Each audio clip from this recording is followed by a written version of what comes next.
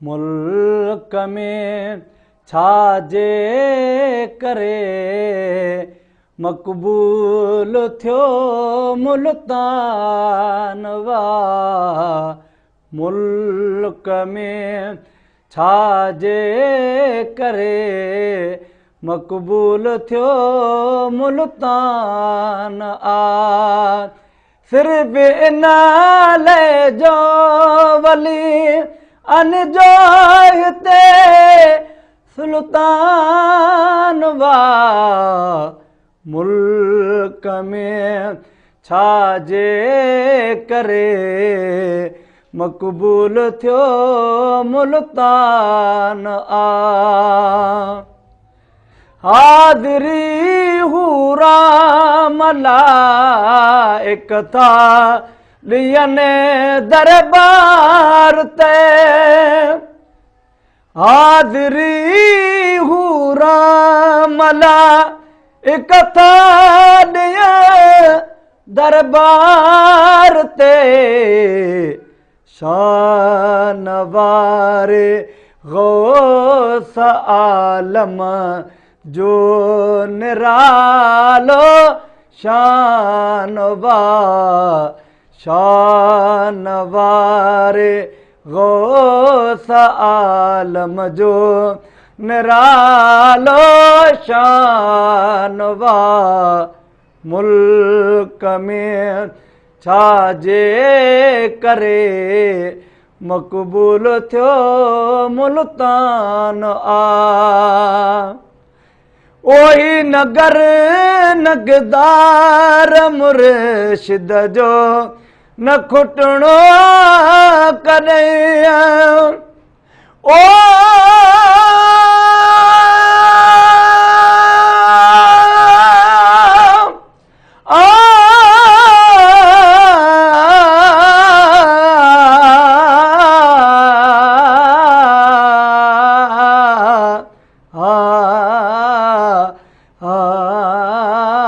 मदनी मिठड़ा निमुन साना तो लगो शाह अब्दुल लतीफ ते।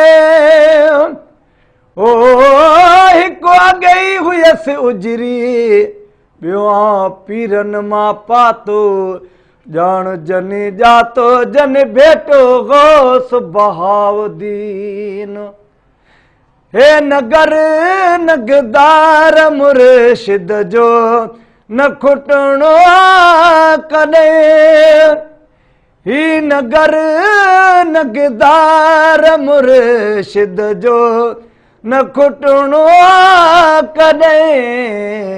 छो त हिन मौक़े में थींदो मुस्तफ़ा मेहमान वा। मुल्क में छाजे करे मक़बूल थियो मुल्तान वा। जन गरीबन जो सजण जॾहिं गौस बहावल हक़ हुजे। जन गरीबन जो सजण जॾहिं गौस बहावल हक़ हुजे। तन मुरीदन जो मुकमिल ऐं पको ईमान वा। तन मुरीदन जो मुकमिल ऐं पको ईमान वा। थी ग़ुलाम नबी गदा गर अॼु अवां वटि आयो। ओ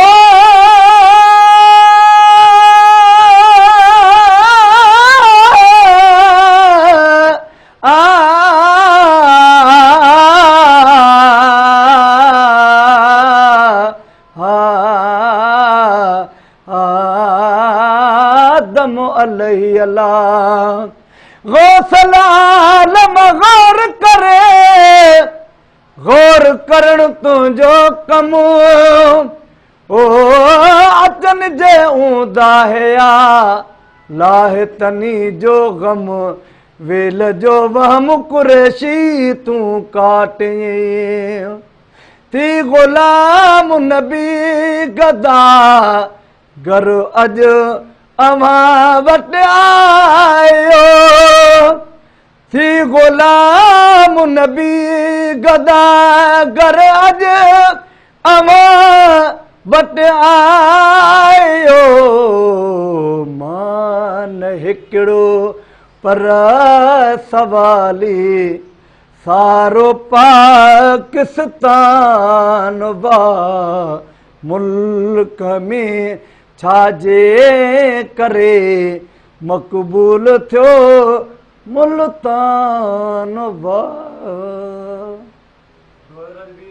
हज़रत पीर गौस बहोल हक सखी पीर गौस बहोल हक कर मदद पीर गौस बहोल हक।